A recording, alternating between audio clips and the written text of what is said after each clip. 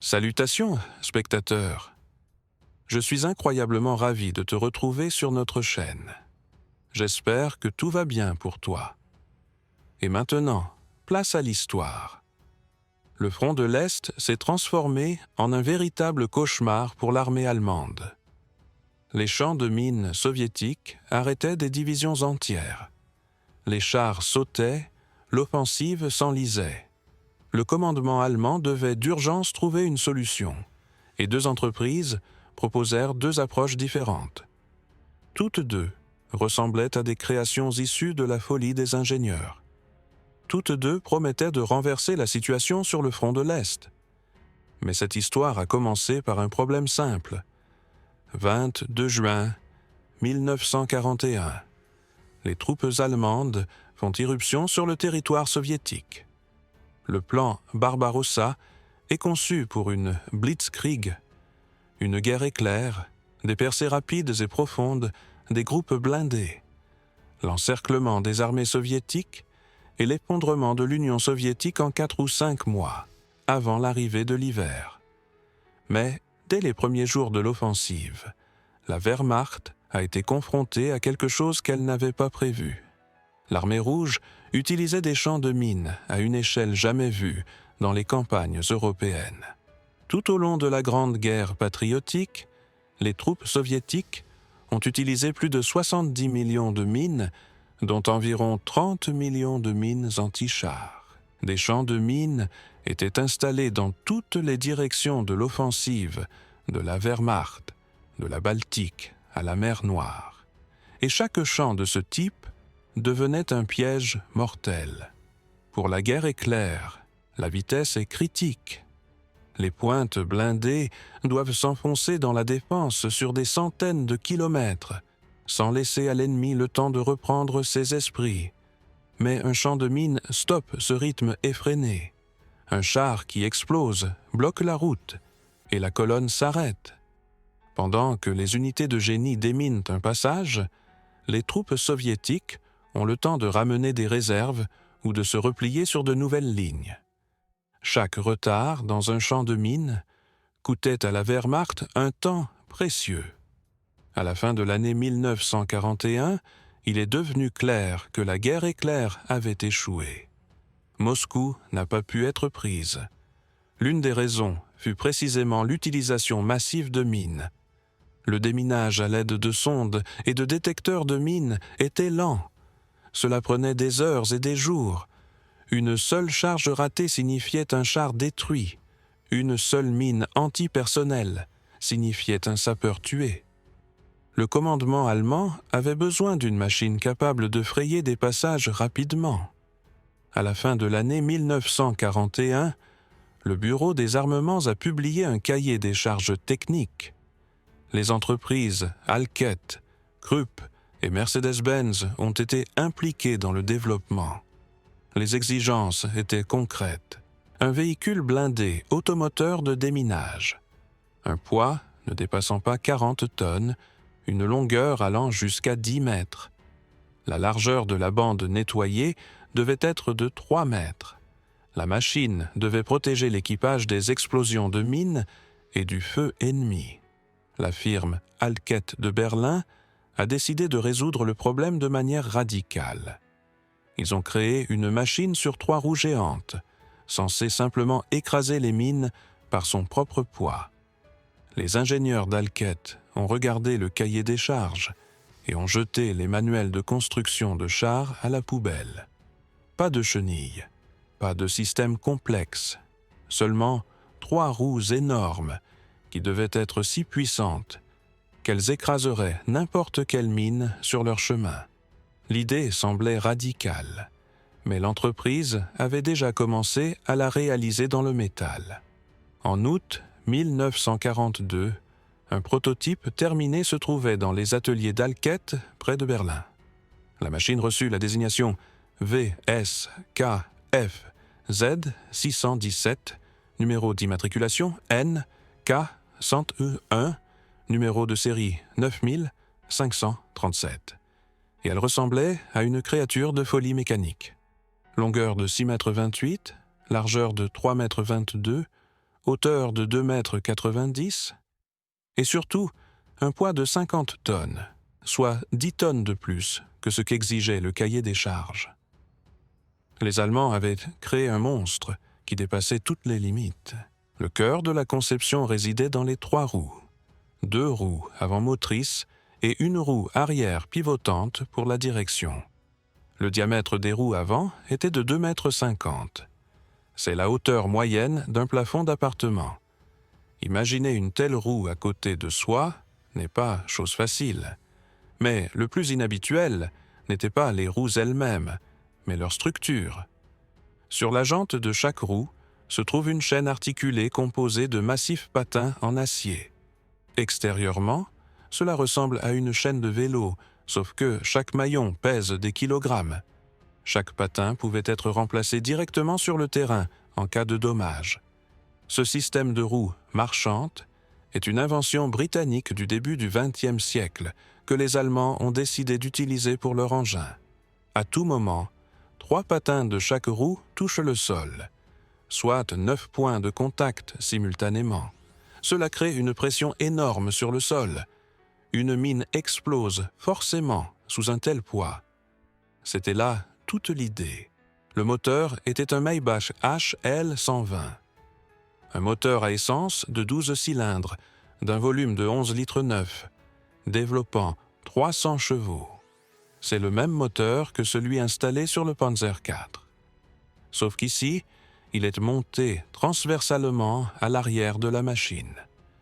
2 radiateurs de refroidissement se trouvent derrière le moteur, avec des prises d'air sur le dessus de la carcasse et des grilles de ventilation à l'arrière pour évacuer l'air chaud. La transmission est placée au milieu de la machine. De là partent des arbres vers les roues motrices avant. Le réservoir de carburant de 720 litres est situé au-dessus de la roue arrière. L'autonomie est inconnue, mais avec un tel poids et une telle puissance, elle était manifestement modeste. La protection de l'équipage a été sérieusement étudiée. Le fond de la coque est double. La plaque de blindage inférieure a une épaisseur de 40 mm et la plaque interne 20 mm de plus. Entre les deux se trouve un vide d'air. Cela crée une distance d'environ 1 mètre entre le sol et le poste du conducteur. Quand une mine explose sous la machine, l'onde de choc doit se dissiper. Du moins, c'était la théorie. La direction de la machine était réalisée de manière inhabituelle. Le conducteur tourne le volant. Le volant, via un système d'embrayages et de prise de force, actionne des arbres à vis sans fin, des 2 côtés de la coque. Les arbres tournent dans des directions opposées. Un arbre enroule une chaîne, l'autre la relâche. Les chaînes passent à l'intérieur de la coque et sont fixées à la roue arrière des 2 côtés. Quand le conducteur tourne le volant à gauche, la chaîne de gauche se tend et fait pivoter la roue arrière vers la gauche. Le système fonctionne comme un treuil, lentement, mais avec force. Aucun différentiel pour les roues avant n'est prévu, seulement le pivotement de la roue arrière. C'est comme un vélo, mais de 50 tonnes. L'armement consistait en une tourelle de Panzer I, modèle A ou B. Une petite tourelle biplace avec 2 mitrailleuses M G 34 de 7,92 mm. Une réserve de 2250 cartouches. Ce n'était pas pour combattre des chars, mais pour se protéger de l'infanterie ennemie qui pourrait tenter de s'approcher de l'engin rampant lentement. L'équipage comprenait au minimum 2 personnes. Le conducteur est assis à gauche, regardant à travers une fente étroite dans le blindage frontal. Devant lui, un indicateur de position de la roue arrière pour savoir où la machine va tourner. Le commandant est à droite, il est aussi le tireur, il dirige la tourelle et fait feu. Le blindage de la coque protège des mitrailleuses de gros calibre, mais seulement d'elles. N'importe quel canon anti-char transperce cette machine de part en part. Ce n'est pas un char, c'est un démineur. Sa protection principale est son fond épais et sa garde au sol. Les ingénieurs d'Alket avaient créé une machine unique. Rien de tel n'existait au monde. 3 roues marchantes gigantesques, 50 tonnes de poids, un blindage inférieur digne d'un char lourd. Tout cela pour un seul but, ramper sur un champ de mines et faire exploser les mines par son poids. Mais les concurrents de chez Krupp ont regardé la création d'Alket et ont trouvé cela trop modeste. Ils ont créé une machine qui a surpassé toutes les attentes en termes d'échelle de folie. Les ingénieurs de Krupp suivaient le travail d'Alket. Ils ont vu le monstre à 3 roues de 50 tonnes et ont décidé que ce n'était pas assez ambitieux. Si 50 tonnes était une bonne chose, 130 tonnes serait encore meilleur. En 1943, Krupp commença le développement de sa propre version de démineur. La philosophie était simple. Plus de poids, une bande de déminage plus large et plus de chances de succès. Krupp a créé une machine qui a dépassé toutes les attentes par son ampleur démentielle. Une construction articulée en 2 sections. 2 parties reliées par un pivot au milieu. Chaque section est en fait une machine automotrice distincte. Chacune possède son propre moteur, chacune a sa propre paire de roues. Ensemble, elles formaient quelque chose d'incroyable. 4 roues en acier d'un diamètre de 2,70 m. La largeur de la jante de chaque roue était de 53 cm. Des patins supplémentaires avec des semelles en caoutchouc étaient fixés sur les roues pour l'amortissement. Mais la caractéristique principale résidait dans l'écartement des roues. Les roues avant étaient plus larges que les roues arrière. Cela signifiait que la machine nettoyait une bande, plus large que sa propre coque. Longueur supérieure à 15 mètres, soit 1,5 fois la longueur du cahier des charges initial. Hauteur de 4 mètres, poids de 130 tonnes. Plus de 3 fois les exigences.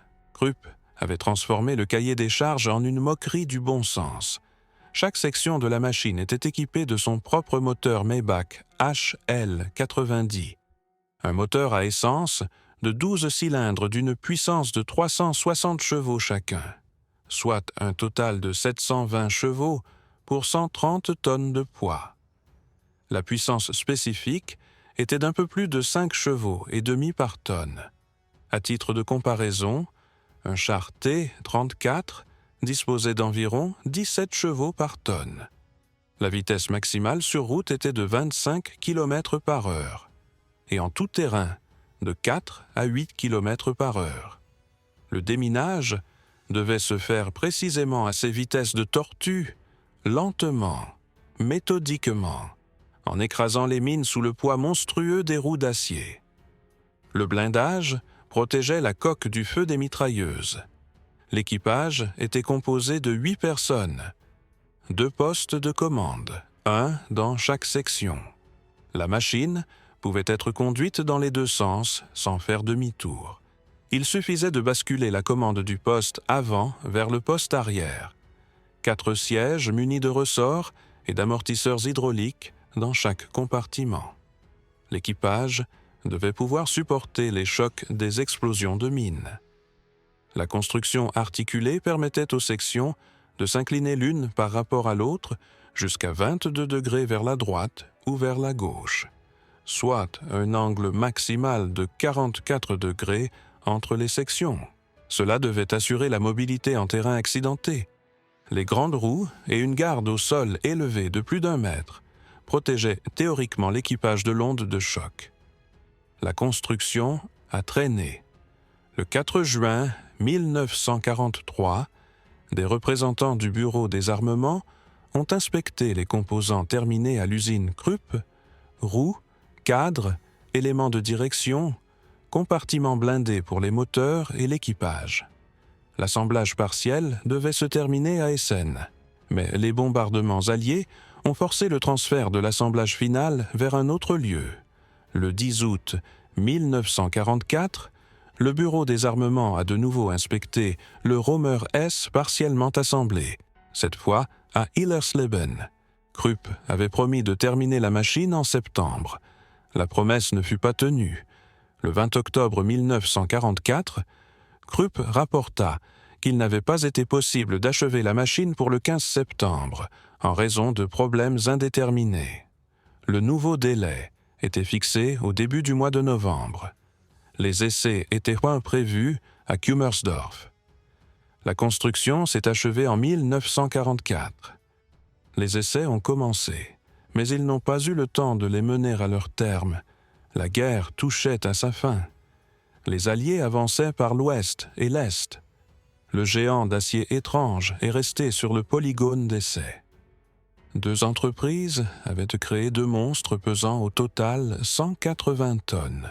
Les 2 machines devaient changer le cours de la guerre en ouvrant la voie à travers n'importe quel champ de mine. Mais pourquoi aucune d'elles n'a-t-elle jamais vu le front? Que s'est-il passé lors des essais? Été 1942. Polygone de Kummersdorf près de Berlin. Le monstre à 3 roues d'Alket est prêt pour les tests.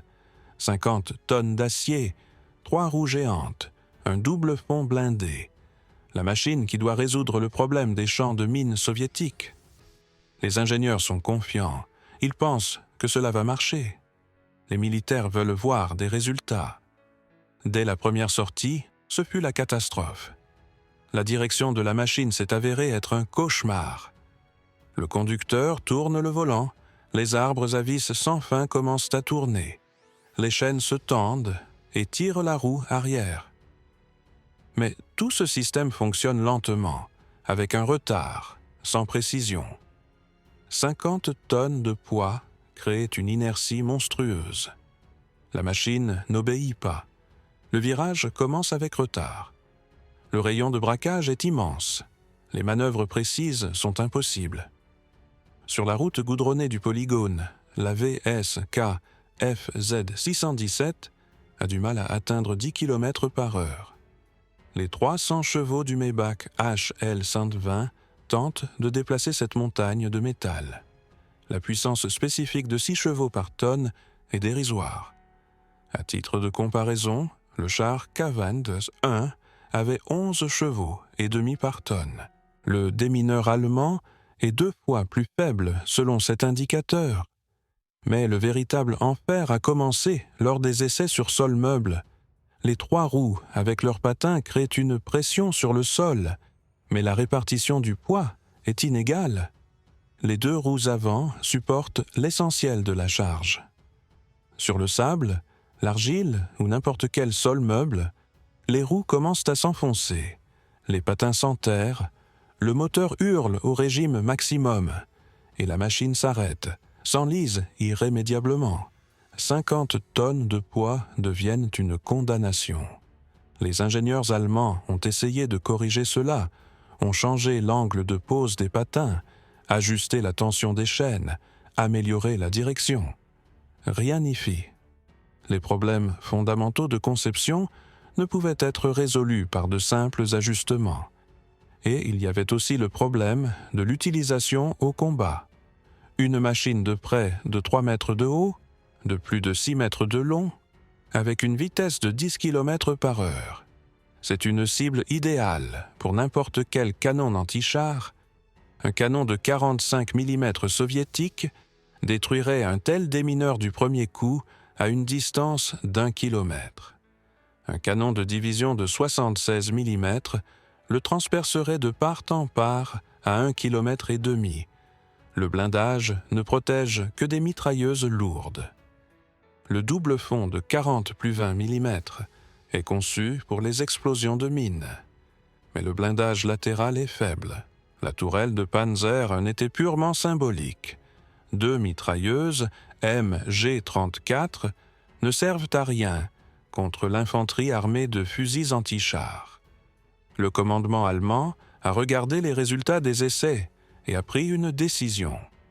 Le projet est fermé. La machine ne vaut rien. Trop lente, trop peu maniable, trop vulnérable. Sur le front de l'Est, elle ne survivrait pas 10 minutes avant le premier impact d'un canon anti-char. La VSKF Z617 a été laissée sur le polygone de Kummersdorf, simplement abandonnée, pas même détruite lors de la retraite. Avril 1945. L'armée rouge avance sur Berlin. Les troupes soviétiques s'emparent du polygone de Kummersdorf. Parmi le matériel capturé, ils découvrent une étrange machine à 3 roues. Numéro d'immatriculation NK101. Personne ne comprend ce que c'est. Il n'y a pas de document. Dans leur hâte, les Allemands n'ont pas eu le temps de tout détruire proprement. Le trophée est envoyé en Union soviétique, d'abord par Dresde, puis plus loin vers l'Est. La machine arrive au polygone de chars de Kubinka, près de Moscou. Les spécialistes soviétiques sont curieux de savoir ce que c'est que cette construction. Peut-être les Allemands ont-ils inventé quelque chose de précieux. Les essais ont commencé en 1947. Le 31 juillet 1947, un rapport final a été rédigé. Les ingénieurs soviétiques ont testé la machine dans tous les modes, vérifié les qualités de conduite, mesuré la largeur de déminage. Ils ont effectué une explosion sur une véritable mine anti-char. La largeur de déminage, selon les documents, était de 3170 mm. Cela semble correct, plus de 3 mètres, mais la largeur réelle efficace était tout autre. Les 3 roues laissent 3 traces étroites. Chaque trace a une largeur d'environ un demi-mètre. Entre les traces, il reste des bandes de terre non nettoyées d'une largeur de plus d'1 mètre chacune. Au total, la largeur efficace de la bande nettoyée n'est que de 1900 mm, soit moins de 2 mètres. Cela signifie qu'entre les roues, il reste d'énormes zones avec des mines. Un char, suivant le démineur, pourrait exploser sur une mine dans l'intervalle entre les traces de roues. L'infanterie court le même risque. Le passage n'est pas continu, mais se présente sous forme de 3 sentiers étroits. C'est un non-sens total pour une application pratique. Ensuite, ils ont réalisé l'essai le plus important, l'explosion sur une véritable mine anti-char. La VSKFZ 617 a été remorquée par un char, amenée sur une mine, puis le remorquage a été détaché. La machine a roulé par ses propres moyens sur la mine anti-char. Explosion. Une colonne de terre et de fumée. La machine a bondi. La roue a frappé le sol avec fracas dans le cratère. Les patins ont résisté. Leur système de fixation est effectivement solide. Le double fond a tenu. Il n'y a pas eu de perforation du blindage. Mais l'équipage à l'intérieur a subi une commotion très violente. Le mécanicien et le conducteur étaient sous le choc. L'onde de choc s'est propagée à travers la coque. Malgré le maître de garde au sol et le double fond, l'énergie de l'explosion a tout de même atteint les hommes. Après une telle explosion, l'équipage ne pourrait pas continuer son travail. Une aide médicale serait nécessaire. Et ce n'est qu'une seule mine. Sur un champ de mines, il y en a des centaines. Ils ont vérifié le blindage par des tirs. Un obus de 45 mm a percé le blindage facilement. Un obus de 76 mm est passé à travers la machine. Le blindage ne protège que des mitrailleuses de gros calibre.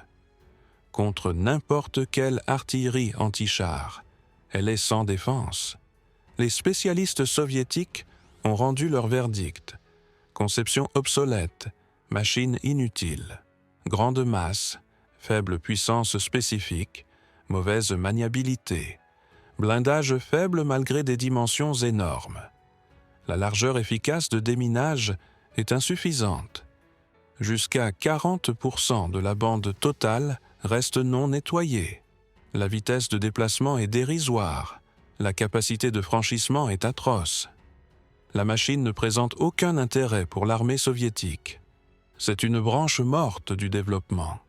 Un exemple de ce qu'il ne faut pas faire en matière de démineurs. La VSKF Z617 a été envoyée au musée des blindés de Kubinka, qu'elle y reste comme pièce d'exposition de la folie technique du Troisième Reich. Mais si la VSKF 617 de 50 tonnes s'est avéré si médiocre qu'a donc montré lors des essais le monstre de Krupp de 130 tonnes. Les Américains qui l'ont capturé ont mené leur propre enquête. Les essais du Krupp par les Allemands se sont poursuivis jusqu'à la fin de la guerre. Des ajustements constants, mais rien ne fonctionnait comme il le fallait. Le 17 avril 1945, la 30e division d'infanterie de l'armée des États-Unis capture le polygone d'artillerie de Hillersleben. Parmi le matériel capturé, ils découvrent un monstre. 130 tonnes d'acier, 2 sections articulées, 4 roues d'acier plus hautes qu'un homme. Les Américains ne comprennent pas ce que c'est. Cette étrange capture a rapidement fait la une de la presse. L'agence Associated Press a publié un article titré « Une nouvelle arme étrange trouvée sur un polygone allemand ». Les journalistes ont décrit la machine comme étant certainement la plus grande construction terrestre pouvant apparaître dans cette guerre. Personne ne connaissait l'utilité de la machine à ce moment-là. Elle ressemble à un croisement entre un tracteur et un compresseur. Pas de documents allemands. L'équipage s'est enfui. Les Américains ont commencé l'étude. Les conclusions furent les mêmes que pour les Allemands. Tout était identique au cas de la VSKF Z 617 en pire. La direction est encore plus cauchemardesque à cause de la structure articulée. 2 sections reliées par un pivot exigent une coordination du mouvement des 2 moitiés. Les conducteurs de chaque section doivent travailler de façon synchrone.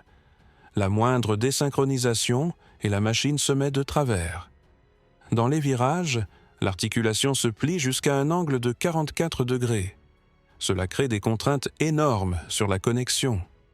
Une manœuvre précise en conditions de combat est impossible. La vitesse sur route de 25 km/h est théorique. En pratique, c'est encore plus lent. En terrain accidenté, 8 km/h. C'est plus lent qu'un piéton. Les 720 chevaux des 2 moteurs Maybach HL 90 tentent de déplacer 130 tonnes. La puissance spécifique est de 5 chevaux et demi par tonne, soit pire que pour la VSKF Z 617. La machine s'enlise encore plus souvent à cause de son poids démesuré, 130 tonnes sur 4 roues. La pression sur le sol est énorme. Sur n'importe quel sol mou, les roues s'enfoncent jusqu'au patin. La machine s'enterre. Les moteurs hurlent au maximum. Rien n'y fait. On ne peut sortir un Romer S enlisé qu'avec d'autres tracteurs, mais quel tracteur peut tirer 130 tonnes? La largeur de déminage est de 3,27 m selon la largeur de la voie avant. Cela semble impressionnant, mais les roues sont étroites, 53 cm chacune. Les 4 roues laissent 4 bandes étroites. Entre les bandes, il reste de vastes espaces non nettoyés. La voie arrière est plus étroite que la voie avant, avec 2,60 m. Cela signifie que les roues arrière ne passent pas dans la trace des roues avant. Entre les traces, il reste un champ de mine. Le rapport américain sur les captures a même exprimé des doutes sur le fait que cette machine soit réellement destinée au déminage. Des roues trop étroites pour une telle tâche. Une largeur de bande nettoyée insuffisante, une capacité de franchissement atroce, une vitesse dérisoire. Peut-être s'agit-il d'un tracteur de transport ou d'un banc d'essai. Ce n'est pas clair. Les Américains n'ont même pas pris le temps de faire des essais complets. Pourquoi faire? La machine est manifestement inutile, que ce soit pour le déminage, le transport ou quoi que ce soit d'autre. 130 tonnes de ferraille. Le destin d'après-guerre fut simple. Le Krupp Romer S a été démonté en 2 sections pour le transport. Il a été remorqué vers un point de collecte de matériel capturé. On prévoyait de l'envoyer au dépôt américain 044 près de Paris pour de futurs tests. Mais la machine n'est jamais arrivée jusqu'à Paris. On perd sa trace. Si vous avez aimé cette histoire sur les monstres de guerre qui n'ont jamais vraiment servi, mettez un pouce bleu et abonnez-vous à la chaîne. Nous avons encore beaucoup d'histoires insensées sur du matériel militaire raté.